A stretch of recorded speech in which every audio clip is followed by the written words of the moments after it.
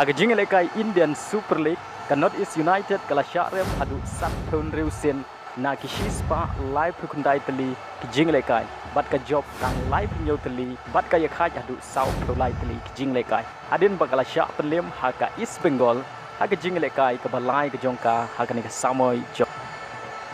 haga ni ka jingle kai ka North East United ka ba yale kai halaying kala la bani le kai khamha ban ya ka East Bengal haga bakala yo adu reu pe way percent ka position kat baka East Bengal ka tang lai pe kundai percent ka position haba phai sha ka jingle kai ka East Bengal kala yo bat pen khi jar ningkong haga minute ka bakhat way lengba usilwa bat ka jing yo jong ka East Bengal ban thep ya ka ni ga gol ka jing baklau defense jong ka North East United haga ba umah sing la yo ya ka bot bat ula yo la bat pen bu yo Clinton Silva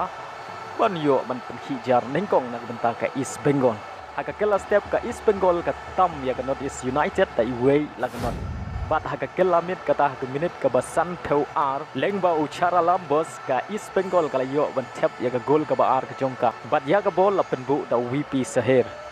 haga minute ka ba pra peu sao ka East Bengal kala yo ban thep ya ka gol ka balai ka jongka lengba u Jordan ka jing yo ka jong ka East Bengal ban thep ya ka ni ka gol ka de lengba ka jing Kingston ki defense jongka North East United Shwa ban kut ka jingle kai kata ha minute ka bakhandai peu plus a ka North East United kala yo ban thep ya ka gol ka baningkong ka jongka ha ka ni ka jingle kai bat kumjuru ka dai ka gol ka baningkong ka jongka ha ka ni ka samoy bat ya ka ni ka gol la yo ban thep lengba ka corner da umat de beshe bat la kanjat ya ka corner da u email Benny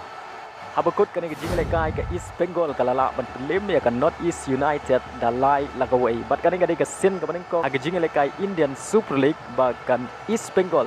kan pelim ya ka North East United ha kisan tali ka jingle kai